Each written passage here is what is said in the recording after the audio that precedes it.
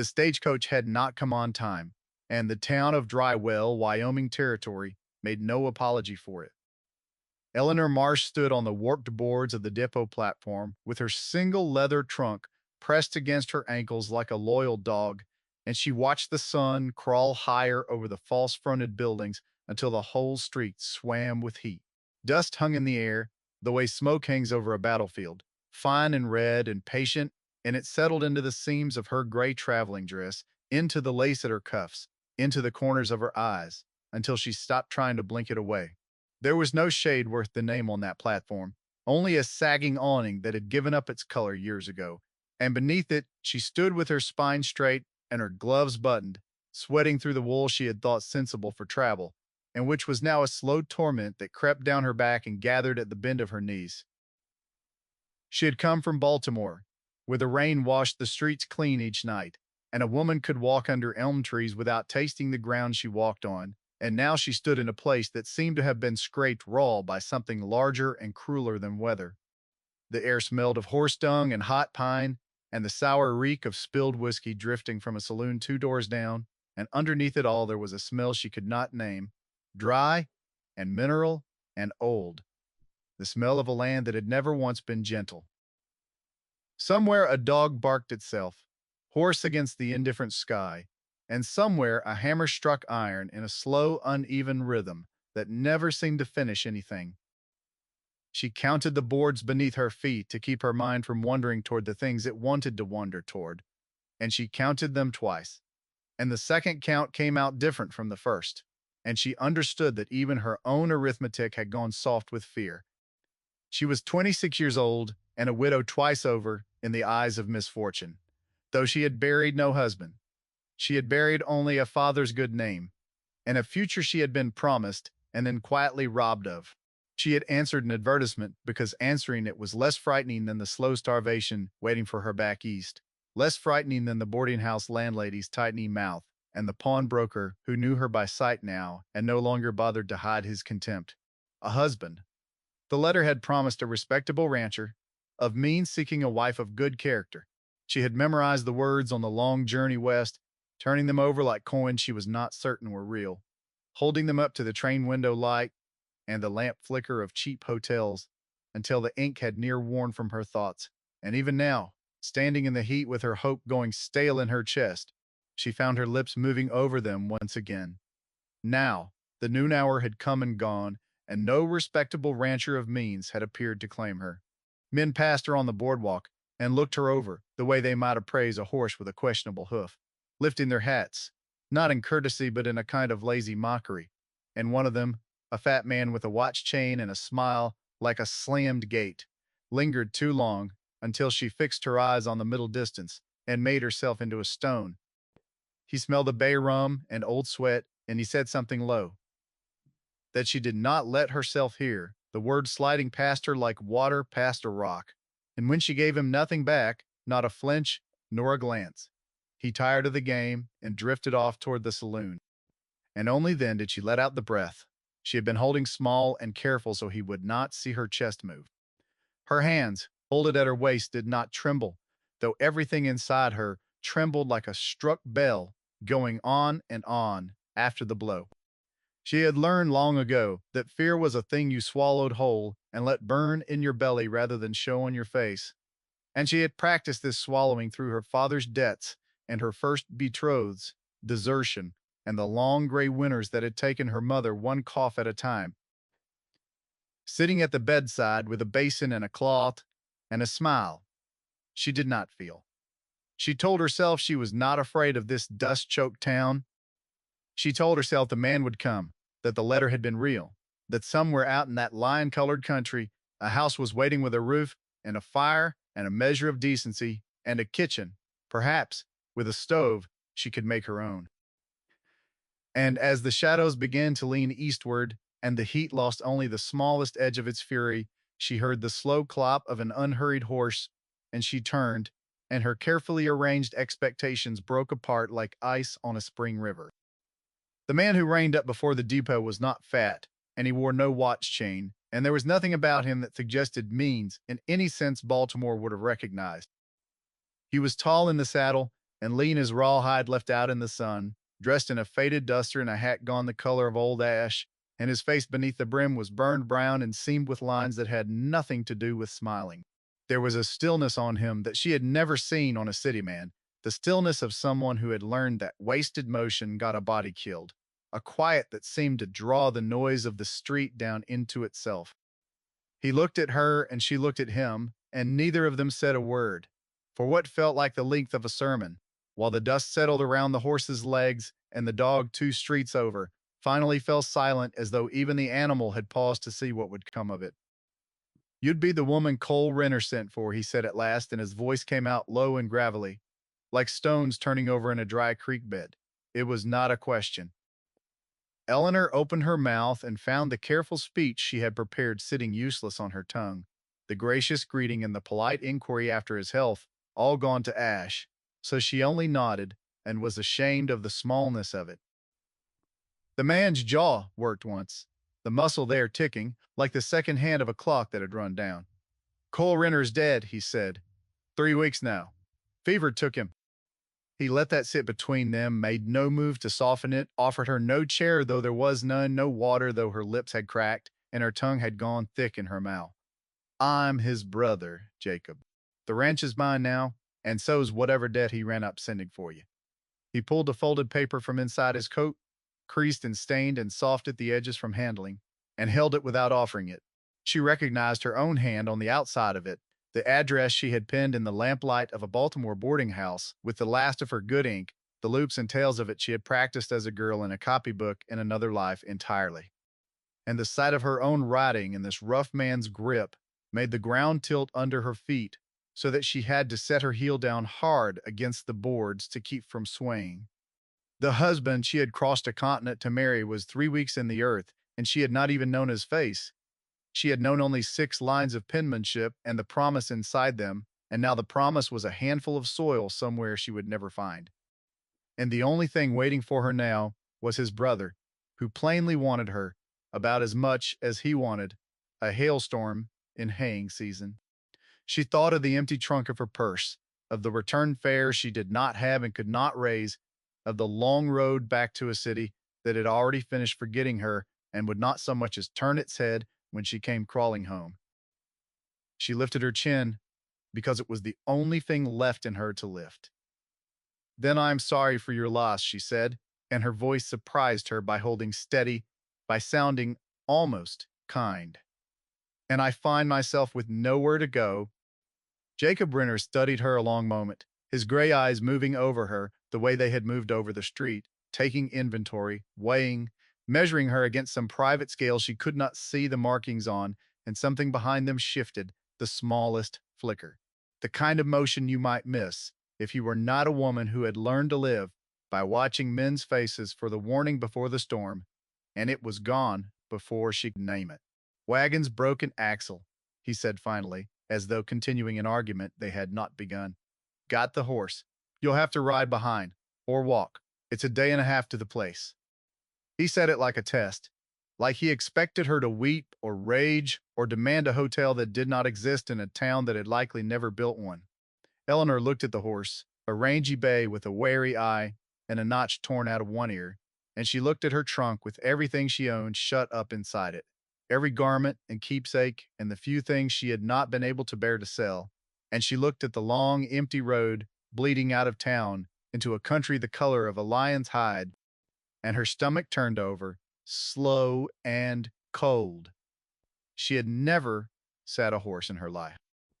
In Baltimore, she had ridden in carriages, with her gloved hands in her lap and a lap robe over her knees, and the closest she had come to a saddle was admiring them in shop windows where they hung oiled and gleaming and meant for ladies who summered in the country.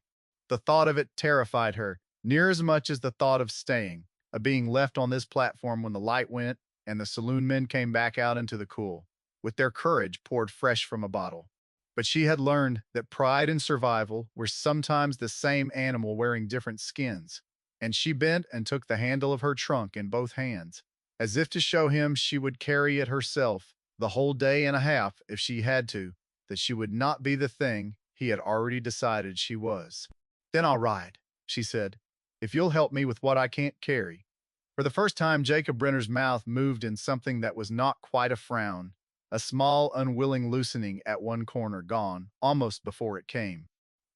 He swung down in a single fluid motion that put no strain on him at all, and he hefted her trunk as though it weighed nothing, though she knew the weight of it from her own aching arms, and he lashed it behind the saddle with a quick economy of motion that told her this was a man who had spent his whole life making hard things look simple and had no patience for any other way of doing them. When he turned to help her mount, he did it without touching more than her boot and her gloved hand, lifting and steadying and stepping back. And she understood dimly, sitting high and unsteady on the warm, shifting animal, that the carefulness was deliberate, that he had thought about how to do it and chosen the way that would leave her the least afraid. They rode out of Drywell with the sun westering and the heat finally breaking, and the town fell away behind them into its haze of dust and noise, and ahead lay only the great, silent emptiness of the high plains, vast and golden and utterly without mercy, and she rode into it with a dead man's brother. The journey passed in a silence so deep it became a kind of language. Jacob Renner did not speak, and Eleanor, perched behind him with her arms held stiff at her sides. And then, as the miles wore on and the bay's gait threatened to spill her with every dip in the trail, gripping the cancel, and at last, when even that failed her, the back of his coat between two fingers, as if to touch no more of him than she had to, learned to read him by the set of his shoulders and the turn of his head. He missed nothing. She watched his eyes move constantly across the land, marking the wheel of a hawk far up in the burning blue, a smudge of dust on the far horizon that might be cattle and might be men, the place where the grass grew rank and dark green over hidden water. Twice he stopped without explanation, going so still that the horse stilled with him, and once he sat motionless for a full minute, studying a line of distant riders strung out along a ridge before they dropped from sight, his hand resting easy near the stock of the rifle in its scabbard. And only then did he ease the horse forward again, with a sound she felt more than heard. A low click of tongue against teeth. The landscape unrolled around them like something out of scripture. Endless and indifferent ridges of red rock standing up out of the sea of grass like the bones of a drowned world. The sky so wide and so blue it pressed down on her like a weight she had to brace against. She had thought Baltimore large, with its harbor and its smoking factories and its streets that ran in every direction, and its church spires you could navigate by. She understood now that she had never known what large meant, that she had been a child playing in a doorway and calling it the world. Out here a person was a single grain of sand blown across a floor with no walls, and the country did not care whether she lived or died, would not pause an instant over her bones, and there was a terrible clean honesty in that which she had not expected to find comforting, and which, against all sense, she did. There was no one out here to pity her, and no one to despise her. And in a strange way, that emptiness gave her back something the city had taken. When the sun touched the western rim, and the air went from furnace to chill in the space of an hour, the warmth running out of the ground, like water out of a cracked jug, Jacob reined up beside a thread of creek and helped her down, and her legs, cramped past feeling, nearly folded beneath her. And he caught her elbow in one hard hand and held her until she found the ground, and then he let go the very instant she stood, as though her balance were a thing that belonged to her alone, and he had no business holding it a moment longer than she required. He built a small fire of dry willow with quick, sure hands, kneeling and feeding it with a tenderness she had not thought such hands capable of, breaking the brittle sticks small and laying them with a care that was near to reverence. And he set a battered pot to boil at the edge of the coals. And from his saddlebags he drew jerked beef and hard biscuit and a twist of paper with salt in it, and he portioned it out and gave her the larger share without comment, without even seeming to weigh it, as if it were simply the thing a body did. When she had eaten slowly, making each hard mouthful last and working the salt jerky soft against her teeth, he passed her his canteen, and she drank the warm, flat water gratefully, and when she made to hand it back, he shook his head once. "Keep it by you," he said. "Cold comes hard up here at night, and you'll wake thirsty."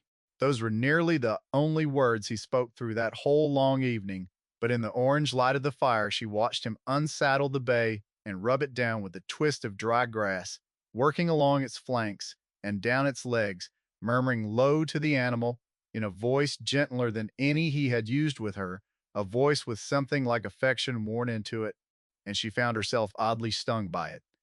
And then, ashamed of the stinging, she watched him spread his own bedroll on the far side of the fire and lie down with his back turned square to her so that she might have what privacy the open ground allowed. His rifle lay close along his side where his hand could find it without looking. She lay awake a long while wrapped in the blanket he had given her, listening to the wind move through the grass with a sound like the whole earth breathing slow in its sleep, and the far-off lonesome cry of a coyote answered by another and then a third, voices passing the dark between them, and she found that her fear had changed its shape entirely.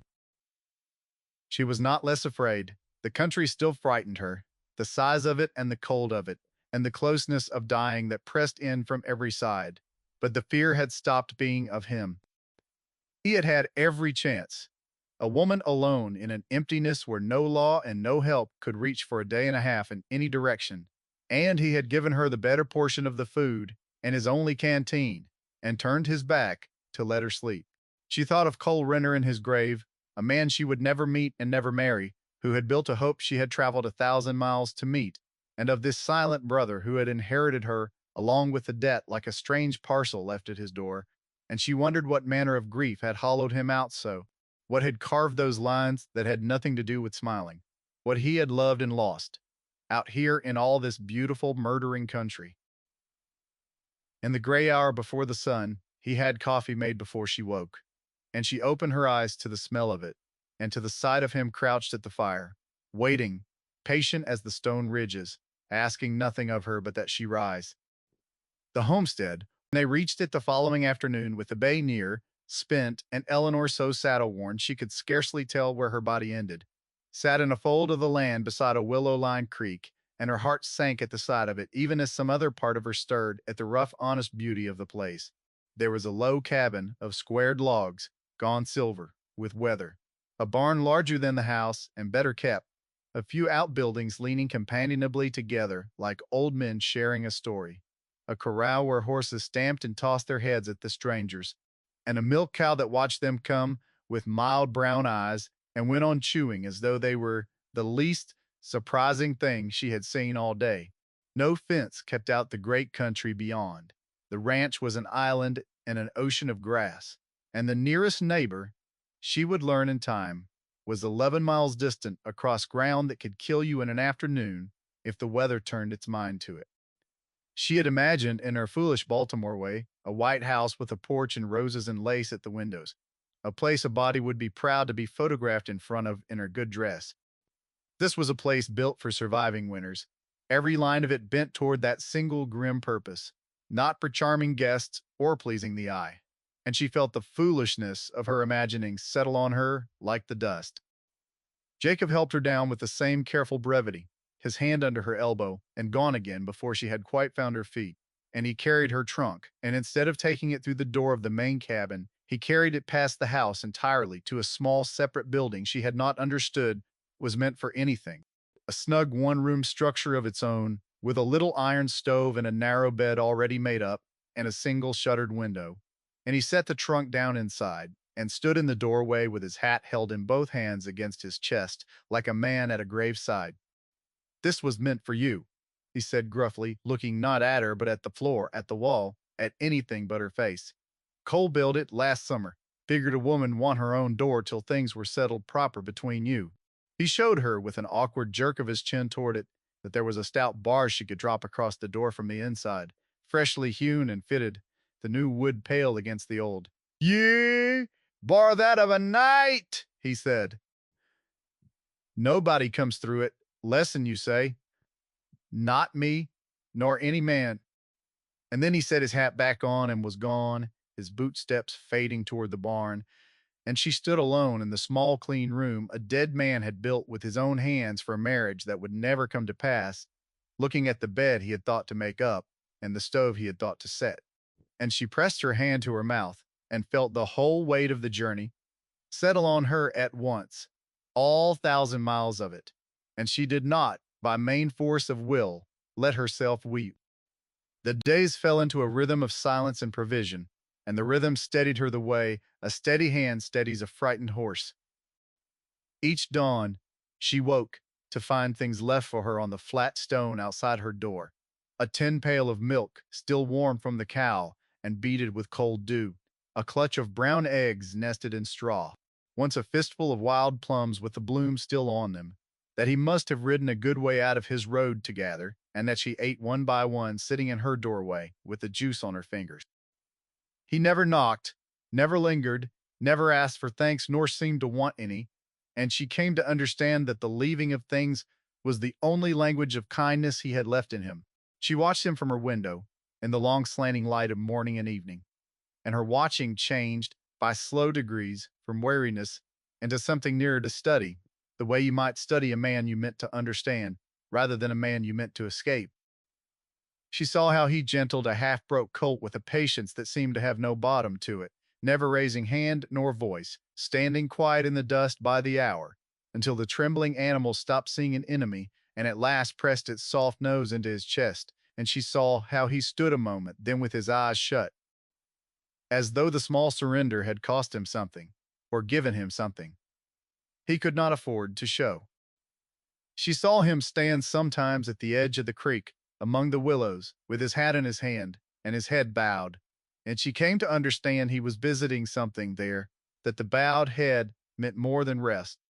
And one cool evening, she walked out across the grass and found two graves beneath the willows, where the light came down green through the leaves and the creek talked low over its stones. One new and raw, with the earth not yet settled, and one weathered gray with the slow work of years, and on the older stone was carved a woman's name, Sarah, and beneath it the words, beloved wife. So that was the shape of his grief, she thought, standing there with her arms wrapped around herself in the green dusk. That was the cold in him and the carefulness both. The reason he touched her elbow and then let go, as if her skin would burn him. She began to reclaim her small kingdom then, for grief was a thing she knew how to live alongside, having shared a roof with it half her life.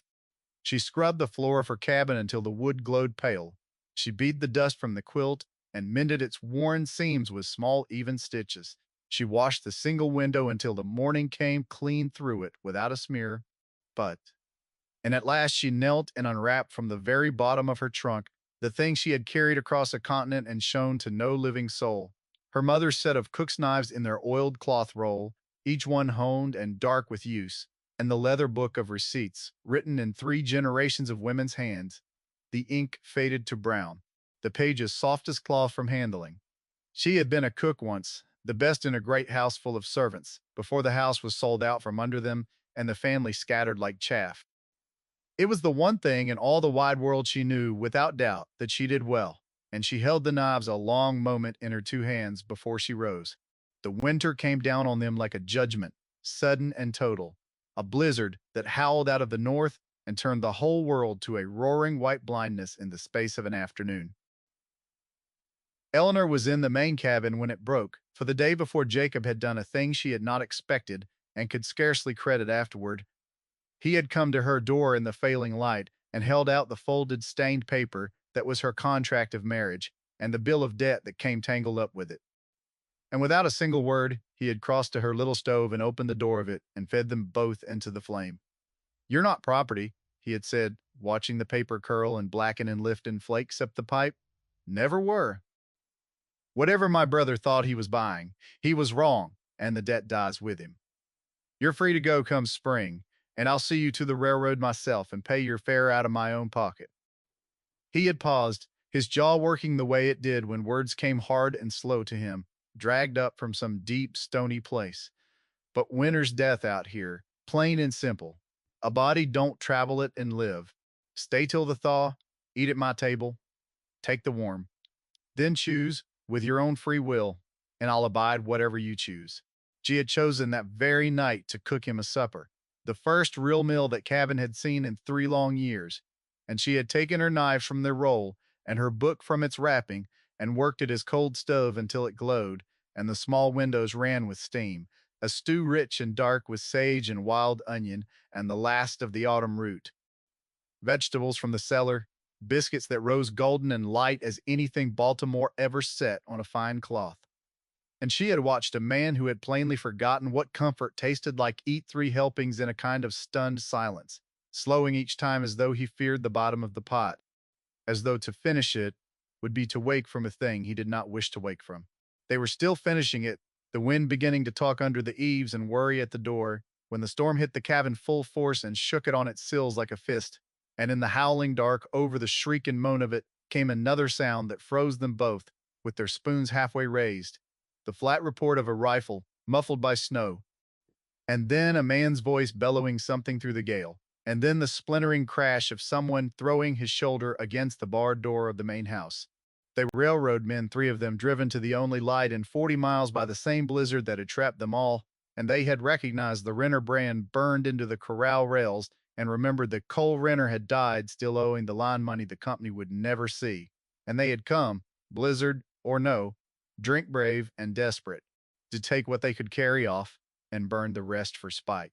Jacob moved before Eleanor had even finished understanding what the sounds meant, sweeping the lamp dark with one hand and throwing her down behind the heavy table with the other. But as he turned and reached for the rifle on its pegs, a ball came splintering through the shutter and laid his shoulder open. And he went to one knee with a grunt punched out of him. His hand clapped over the wound and the dark blood welling between his fingers, black in the dimness. And then the woman from Baltimore did the thing not a single soul in Drywell would ever have believed of her, the thing that would have made the fat man with the watch chain swallow his own tongue. She took up the second rifle from its pegs, and her hands knew it the moment they closed on the wood, knew the weight and the balance, and the cold of the steel like a thing remembered from childhood, which it was. Her father had been a gunsmith before ever he was a debtor, the finest in 3 counties, and she had loaded and cleaned and tested every weapon that passed through his shop since she was 9 years old, sighting down barrels by lamplight, while other girls learned needlework. And she had won shooting matches against grown men out in the marshes behind the city, and pocketed their coins with a curtsy that made them laugh even as they paid. She broke the shutter the rest of the way open, and laid the barrel across the cold sill, and in the white flicker of the storm light she shot the lantern clean out of the lead man's hand, so the flame died hissing in the snow. And then she put a ball through the thigh of the second before the first had finished his cursing. Jacob, swaying on his one knee, fired once into the dart with his good hand, and dropped the third where he stood floundering in the drifts. The 2 who could still move dragged themselves up onto their horses and fled into the howling white, and the silence that crashed down behind them was louder somehow than any of the guns had been, ringing in the ears like a struck bell. She bound his shoulder by the relit firelight while the storm raged on unabated, her hands sure and unhurried, cutting away the cloth, and packing and wrapping the wound the way she had learned to dress her father's burns when the forge spat sparks. And he watched her face the whole time in the low, warm glow. And something in him that had been frozen solid for 3 long winters began slow and painful, as a creek breaking up in spring, to thaw. "Sarah," he said at last, when the wound was dressed and the wind had dropped to a steady morning moan, and Eleanor went still with the rag in her hands. "My wife!" Cole's was the new grave, but the old one's mine to carry, 3 winters back, near to the day, the fever and the cold, and me 11 miles from a doctor, and not a thing on this earth I could do but hold her hand and watch the life go out of her by inches." His voice did not break, but it came near enough that she heard the edge of it, the place where the stone had cracked. "I told myself after that I'd not bring another woman out into this country to die of my failings. Told myself I'd live alone the rest of my days, and that'd be the whole of it, the just price of it, the bill a man pays for not being enough." He looked at the rifle still warm across her lap, and at the cook's knives gleaming on the table where the lamplight found them, and at the woman the whole territory had already written off as a useless eastern flower come west to wilt. "Reckon," he said slowly, "I was wrong about a fair few things. The thaw, when it came at long last and the creek ran loud and brown with snow melt and the green pushed up through the dead grass like something forgiven, found her living in the main house and not the cabin. And the door Cole had built stood unbarred day and night, and the small separate building had become a larder where her preserves glowed like colored glass on the shelves, plum and choke cherry and wild currant catching the morning light. Riders began to come from the far ranches, drawn first by the strange rumor and then by the certain knowledge that something at the Renner place could no longer be done without. By full spring, there was not a hand within 30 miles who would willingly sit to a roundup table if Eleanor Renner's cooking could be had instead. And they said her name now, with their hats off and a kind of wonder in it. One evening, Jacob stood in the doorway, watching her work, the dough with her sleeves pushed up, and flour to her elbows, and a smudge of it on her cheek. And he said, low and rough as creek stones turning over in the current, "House was just walls before you came, just walls and cold. Now it's a home, and I'd forgot such a thing was possible in this world. Reckon that's the whole of it, all I know how to say." And outside the great cruel country rolled on golden to the very edge of the world, indifferent as it had ever been, asking nothing and promising nothing. And inside, for the first time in years, the windows glowed warm and steady against the coming dark.